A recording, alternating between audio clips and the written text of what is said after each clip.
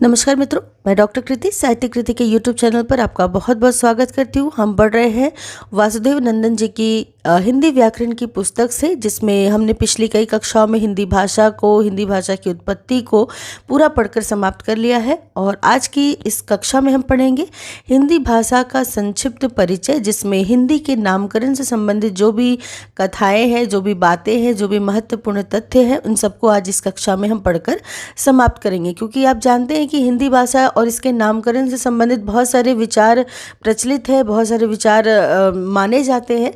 तो कौन से विचार किस प्रकार से हैं, किसने हिंदी का नाम इस प्रकार से हिंदी रखा या हिंदी का नाम इस प्रकार से कैसे आया, तो ये जो भी इसके पीछे की जो कथा है, जो पृष्ठभूमि है, तो इन सभी तथ्यों पर हम आज चर्चा करेंगे। क्योंकि प्रश्नों में इस प्रकार के प्रश्न आप देख ही सकते हैं परीक्षाओं में।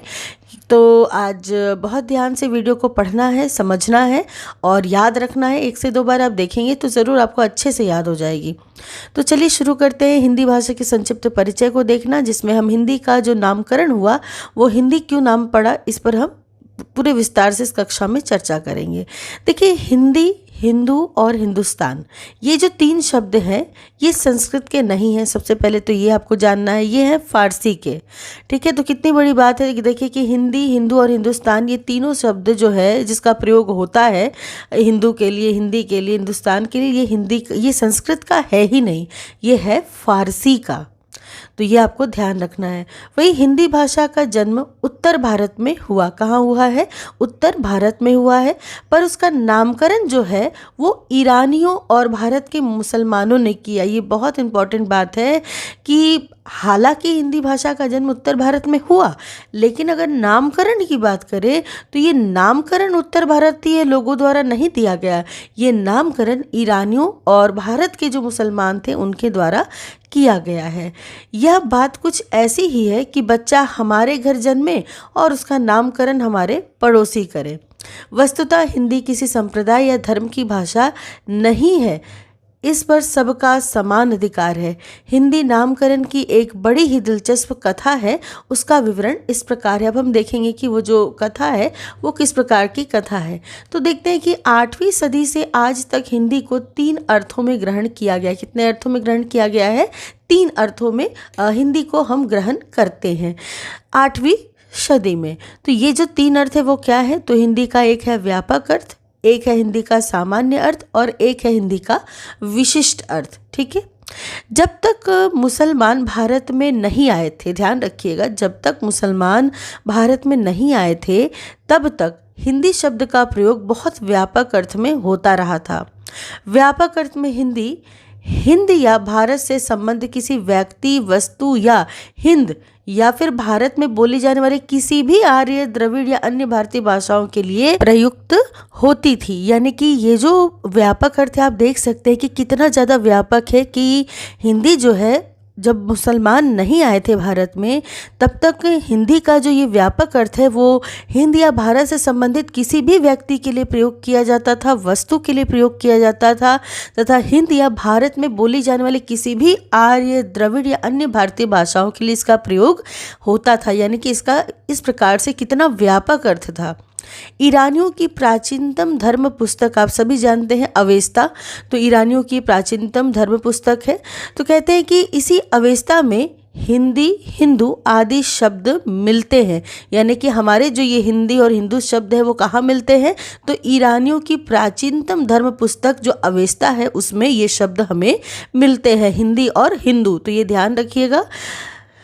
कहते हैं कि मध्यकालीन ईरान में हिंद में एक विशेषण प्रत्यय लगाकर हिंदीक, फिर हिंदीग शब्द बना। यानी कि कहने का मतलब है कि ईरान में ही, मध्यकालीन ईरान में ही हिंद में एक विशेषण प्रत्यय लगा करके हिंदीक बना, फिर हिंदीग बना। कालांतर में अंतिम व्यंजन लुप्त हो गया और हिंदी शब्द हिंद के विशेषण रूप में प्रचलित हो गया। यानी कि ये कालांतर में बाद में जा कर के ये जो अंतिम जो व्यंजन था, यानी कि ये जो ये सब क्या हो गया? लुप्त हो गया और हिंदी शब्द विशेषण के रूप में रह गया। प्रारंभ में हिंदी शब्द देश बोधक था, यानी कि कोई भाषा विशेष नहीं थी। ये क्या था? हिंदी शब्द देश का बोधक था। कुछ लोग हिंदी का संबंध सिंधी से जोड़ते हैं। अब एक तो ईरानी वाली जो प्रचलित कथा है ये आपको पता चल गई। अब दूसरी बात है कि कुछ लोग हिंदी का संबंध सिंधी से जोड़ते हैं, क्योंकि ईरानी लोग स का उच्चारण ह की तरह करते थे। तो ये आपको ध्यान रखना है, स को ह बोलते थे कौन? ईरानी लोग। 8वीं सदी तक ईरानियों द्वारा हिंदी शब्द का ऐसा ही प्रयोग होता रहा। ईरान से ही हिंद और हिंदी शब्द अरब, मिस्र, सीरिया तथा अन्य देशों को प्राप्त हुआ। किससे प्राप्त हुआ? ईरान से। किंतु इस प्राचीन व्यापक अर्थ में हिंदी शब्द का प्रयोग अब नहीं होता। यानी कि ये जो प्राचीन जो शब्द जो व्यापक अर्थ में प्रयोग होता था हिंदी का, वो अब हिंदी शब्द का व्यापक इस रूप में प्रयोग नहीं होता। भारतीय संविधान में इस शब्द का ग्रहण भारतीय संघ की राजभाषा के रूप में अब किया गया है। भारत के प्राचीन ग्रंथों में हिंदी, हिंद और हिंदू शब्द का प्रयोग नहीं मिलता है। अब अगर बात करें भारत के प्राचीन ग्रंथों की, तो इसमें जो हिंदी और हिंद और ये सब हिंदू शब्द ये सब नहीं मिलता है। ये बल्कि कहाँ मिलता है हमें? ईरानियों की जो धर्म पुस्तक है अवेस्ता, उसमें हमें हिंदी और हिंदू शब्द मिलते हैं। तो इस प्रकार एक उसके जो MCQ क्वेश्चंस आते हैं उसमें पूछा जाता है कि किस में मिलता है, तो अवेस्ता में मिलता है, जो कि ईरानियों की प्राचीनतम धर्म पुस्तक है। इसी में हिंदी और हिंदू शब्द हमें मिले हैं, भारत के किसी प्राचीन ग्रंथों में नहीं मिले हैं। अब बात करें कि भाषा के सामान्य अर्थ की, ये तो हमने व्यापक अर्थ देख लिया। अब दूसरा जो है कि हिंदी के जो 3 अर्थ थे व्यापक अर्थ हो गए, अब हिंदी का सामान्य अर्थ क्या है, यानी कि सामान्य अर्थ में किस प्रकार से हिंदी आई। जैसे ज़बाने हिंदी शब्द का प्रयोग मध्यकालीन फारसी और अरबी साहित्य में मिलता है। किसके? ज़बाने हिंदी शब्द का प्रयोग कहाँ मिलता है? मध्यकालीन फारसी और अरबी साहित्य में। मध्यकाल मुसलमान आ चुके थे तो वहाँ पे हमें मिलता है ज़बाने हिंदी शब्द का प्रयोग फारसी और अरबी साहित्य में। 6ठी शताब्दी के बादशाह नौशेरवा के राजकवि ने पंचतंत्र की भाषा को ज़बाने हिंदी की संज्ञा दी है। यानी कि पंचतंत्र की जो भाषा थी, तो पंचतंत्र की भाषा को ज़बाने हिंदी की संज्ञा मिली थी कि पंचतंत्र की भाषा क्या है? ज़बाने हिंदी है।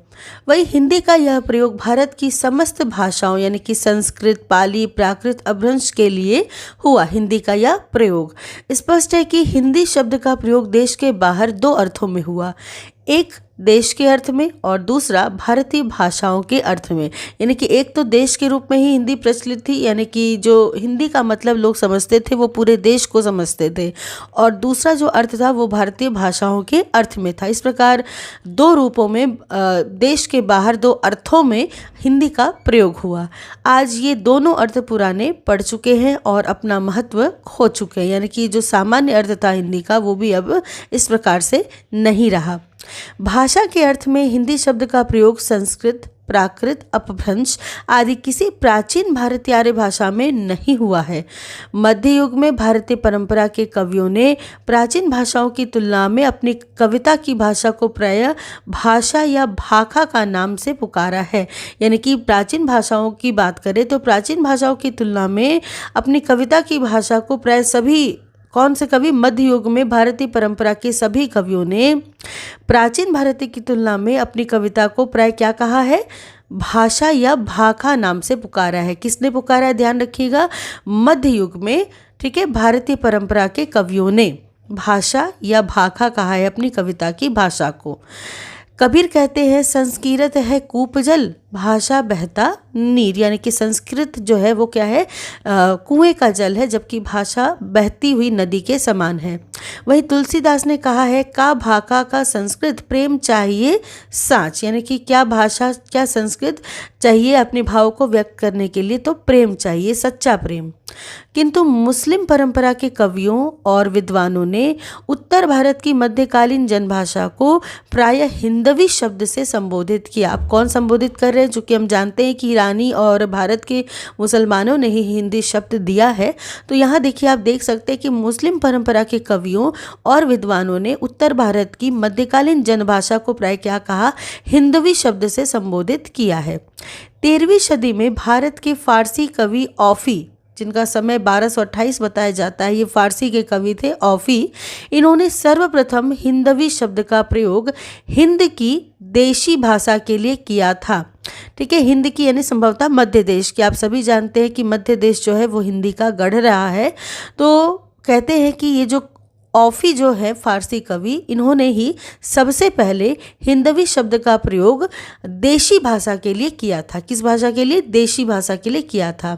इस प्रकार अन्य जो मुसलमान जो कवि थे, मुस्लिम जो कवि थे, जिसमें नाम आता है मसूद का, अबुल हसन का, अमीर खुसरो का आदि ने भी जो किया, देशी भाषा को हिंदी या हिंदवी या हिंदुई नाम दिया है। यानी कि जब फारसी के कवि औफी ने देशी भाषा के लिए हिंदवी शब्द का प्रयोग किया, तो मुस्लिम कवियों में, जिनमें मसूद, अबुल हसन, अमीर खुसरो आदि आते, इन्होंने भी देशी भाषा को क्या कहा? हिंदी या हिंदवी या हिंदुई। ठीक है, ये तीनों नाम आप कह सकते हैं, हिंदी या हिंदवी या हिंदुई नाम से नाम दिया। खुसरो ने लिखा है, तुर्क हिंदुस्तानिंदय में हिंदवी गोश है जवाब, यानी कि मैं तुर्क हिंदुस्तानी हूँ और किस में जवाब देता हूँ? हिंदी में जवाब देता हूँ। जुजवे चंद नजूम हिंदी निज नज्जर देस्तान करदा शुदा अस्त। तो इस प्रकार खुसरो मियाँ ये कहते हैं कि मैं क्या है? तुर्की हिंदुस्तानी हूँ, और अगर मुझसे कोई प्रश्न पूछेगा या मुझसे कोई बात करेगा तो मैं उसका जवाब हिंदवी में ही दूंगा। खुसरो की खालिक बारी, आप जानते हैं कि उनकी रचना है खालिक बारी खुसरो मियाँ की।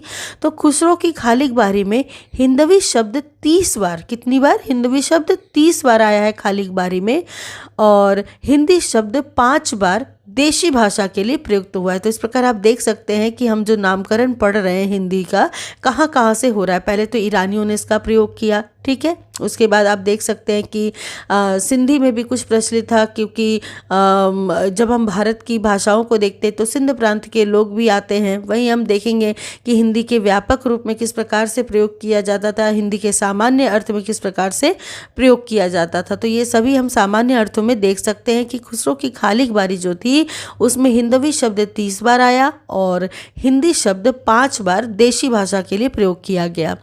16वीं सदी के मुस्लिम कवि जायसी, आपने सुना ही है जायसी का नाम, जायसी का पद्मावत बहुत प्रसिद्ध रचना है।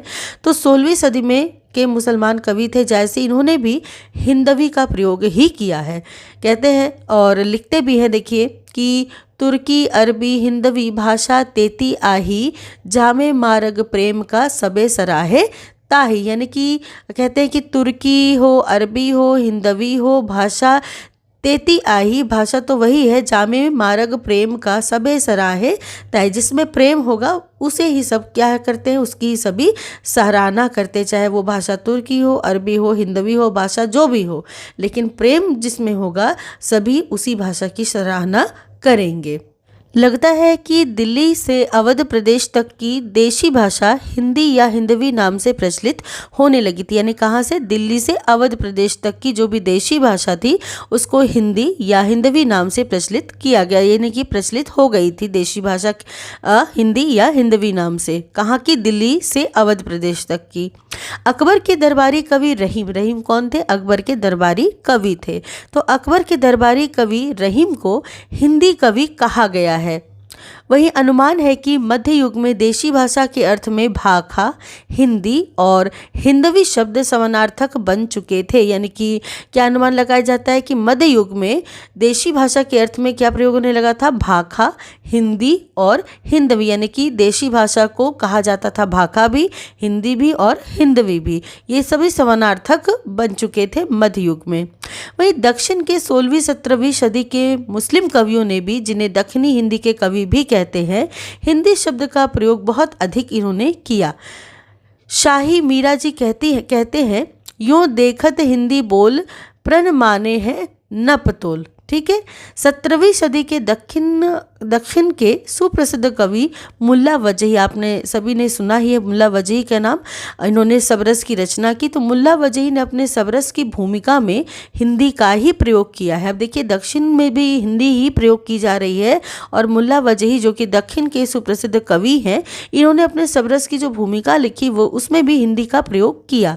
डॉक्टर धीरेन्द्र वर्मा का मत है कि 17वीं सदी तक हिंदी और हिंदवी शब्द समानार्थक हो चुके थे और सामान्यतः मध्य देश की भाषा के लिए प्रयुक्त होते थे। यानी हिंदी और हिंदवी शब्द जो है वो 17वीं सदी तक कह सकते हैं कि एक समानार्थक अर्थ में दोनों को माना जाने लगा, और मध्य देश की भाषा के लिए ये शब्द हिंदी या हिंदवी प्रयुक्त होने लगा था। उक्त विवेचन से स्पष्ट है कि हिंदी का नामकरण भारत के हिंदुओं ने नहीं किया, बल्कि ईरान और अरब से आए और देश में बसे हुए मुसलमानों ने किया। यानी कि हिंदी जो शब्द है, इसका प्रयोग आप देख सकते हैं कि भारत के हिंदुओं ने नहीं किया हिंदी शब्द का प्रयोग, बल्कि भारत में जो मुसलमान बसे हुए थे उन्होंने तथा ईरान और अरब से आए लोगों ने किया। लेकिन मुसलमानों ने हिंदी प्रदेश में फैली विभिन्न बोलियों को न अपनाकर दिल्ली और मेरठ की बोली खड़ी बोली को अधिक प्रश्रय दिया। यानी कि मुसलमानों ने दिल्ली और मेरठ की जो बोली थी खड़ी बोली, उसको ही अधिक प्रश्रय दिया, उसको ही अधिक महत्व दिया, बल्कि हिंदी प्रदेश में फैली विभिन्न बोलियों को उन्होंने महत्व नहीं दिया। इसके विपरीत हिंदुओं ने ब्रजभाषा, अवधी तथा अन्य देशी भाषाओं में अधिक रचनाएं की हैं। यानी कि हिंदुओं की बात करें तो आप देख सकते हैं सूरदास हो या तुलसीदास जी हो, इन्होंने ब्रजभाषा, अवधी इनमें ही अधिक रचनाएं की। मतलब हिंदुओं ने ब्रजभाषा तथा अवधी या अन्य देशी भाषाओं में अधिक रचना की है, जबकि मुसलमानों ने क्या किया, खड़ी बोली का अधिक प्रयोग किया है। बाद में ये लोग भी मुसलमानों के मार्ग पर चले। इससे सिद्ध होता है कि देश के मुसलमानों ने जिस अर्थ में देशी भाषा यानी कि खड़ी बोली को ग्रहण किया, देशी भाषा किसके लिए प्रयोग हो रहा है, खड़ी बोली के लिए, तो कहते हैं कि इससे सिद्ध होता है कि देश के मुसलमानों ने जिस अर्थ में देशी भाषा या खड़ी बोली को ग्रहण किया, वही हिंदी की सही दिशा थी। आज हिंदी का अर्थ खड़ी बोली या उसमें लिखा जाने वाला साहित्य ही समझा जाता है। जैसा कि आप जानते ही हैं कि आज हिंदी का जो अर्थ समझा जाता है वो खड़ी बोली या उसमें लिखा जाने वाला साहित्य ही समझा जाता है, जिसका प्रयोग मुसलमान दिल्ली और मेरठ में बोली जाने वाली खड़ी बोली को ही अधिक प्रश्रय देकर कर रहे थे। इस हिंदी को हमारे साधु संतों ने देश के भिन्न भिन्न भागों में फैला दिया था, अतः यह धीरे धीरे सारे देश में रस बस गई। हिंदी शब्द का प्रयोग, अब हम विशिष्ट अर्थ को देखेंगे। ठीक है, सामान्य अर्थ हमने देख लिया, अब विशिष्ट अर्थ देखेंगे। तो हिंदी शब्द का प्रयोग एक विशिष्ट शैली के अर्थ में भी होता है। प्रारंभ में हिंदी फारसी और देवनागरी दोनों लिपियों में लिखी जाती थी। तो बहुत ध्यान देने वाली बात है कि प्रारंभ में जो हिंदी थी वो किसमें, फारसी और देवनागरी दोनों लिपियों में लिखी जाती थी। कुछ मुसलमानों ने हिंदी या हिंदवी की उस शैली का भी प्रचार किया था जिसकी परंपरा फारसी लिपि और उच्चारण में फारसी लिपि और उच्चारण में दिल्ली के आसपास वर्तमान थी। यानी कि मुसलमानों ने हिंदी या हिंदवी की उस शैली का भी प्रचार किया था जिसकी परंपरा कहाँ थी, फारसी लिपि और उच्चारण में दिल्ली के आसपास वर्तमान थी। दक्षिणी हिंदी के मुसलमान कवियों ने हिंदी को एक विशिष्ट शैली में ढाला जो आगे चलकर उर्दू की चीज़ समझी जाने लगी। अब इन्हीं दक्षिणी हिंदी के मुसलमान कवियों ने हिंदी को क्या किया, एक विशिष्ट शैली में ढाल दिया जो आगे चलकर उर्दू की चीज़ समझी जाने लगी, यानी उर्दू के रूप में समझी जाने लगी। हिंदुओं और मुसलमानों का राजनीतिक विरोध ज्यों ज्यों बढ़ता गया, हिंदी मुसलमानों से दूर होती गई और उसके स्थान पर एक नई भाषा उर्दू गढ़ ली गई, जिसे बाद में हिंदी वालों ने हिंदी की ही एक शैली मान लिया। राजनीतिक तथा सांप्रदायिक विरोध का परिणाम यह हुआ कि भारत के मुसलमान कवियों ने हिंदी को फारसी के सांचे में ढालकर उसका नया नाम रेख्ता रखा। यानी कि हिंदी को किस शैली में, फारसी के सांचे में ढाल दिया और उसका नया नाम क्या रख दिया, रेख्ता रख दिया। यह बात 18वीं सदी के उत्तरार्ध में हुई। अब हिंदी फारसी शैली में पनपने लगी, यानी कि ये जो हिंदी थी अब फारसी शैली के रूप में हमारे सामने समाज में फैलने लगी। आगे बात करें तो भारत में जब अंग्रेज आए थे और 1800 से हिंदी को हिंदुस्तानी की संज्ञा दी गई, उस समय तब भाषा संबंधी एक नई उलझन ने पैदा लिया। जैसे कि जो समस्या हुई थी वो क्या हुई थी कि जब अंग्रेज भारत आ गए और 1800 से हिंदी को हिंदुस्तानी की संज्ञा दी जाने लगी थी, तब भाषा संबंधी एक नई उलझन पैदा कर दी गई। क्या, पर हिंदी अपने वास्तविक रूप में स्थापित तब तक हो चुकी थी। हालांकि एक उलझन तो पैदा हुई भाषा संबंधी, लेकिन तब तक हिंदी क्या है, अपने वास्तविक रूप में स्थापित हो चुकी थी। यदि भारत का नाम हिंद है तो इस देश की राष्ट्रभाषा का नाम हिंदी ही होगा। हमारे देश का नाम हिंदुस्तान नहीं हो सकता, क्योंकि यह देश केवल हिंदुओं का नहीं है। ऐसी स्थिति में देश की राष्ट्रभाषा को हिंदुस्तानी की संज्ञा नहीं दी जा सकती। डॉक्टर सुनीति कुमार चटर्जी के शब्दों में हिंदी एक महान संपर्क साधक भाषा है, यानी कि एक संपर्क माध्यम है, संपर्क साधक भाषा है। वहीं बंगाल के सुधी महापुरुषों ने भी इसकी गौरव गरिमा को पहचाना था। 1875 में बाबू केशव चंद्र सेन ने लिखा कि हिंदी भाषा प्राय सर्वत्र ही प्रचलित, ठीक है, हिंदी भाषा प्राय सर्वत्र ही प्रचलित। किसने लिखा? केशव चंद्र सेन ने। वही बाबू बंकिम चंद्र चटर्जी ने 1876 में बंग दर्शन में लिखा, हिंदी शिक्षा ना करिले कोनो रोकम ही चलबे ना। मतलब कि अगर हिंदी शिक्षा नहीं किया गया तो किसी प्रकार से नहीं चल पाएगा। इस प्रकार से बंकिम चंद्र चटर्जी ने बंग दर्शन में लिखा। तो इस प्रकार हम निष्कर्ष रूप में देखिए कह सकते हैं कि निष्कर्ष यह है कि हिंदी भारत की सामान्य जनता की भाषा है, देश की एकता की संपर्क भाषा है। हिंदी क्या है? हमारी संपर्क भाषा है।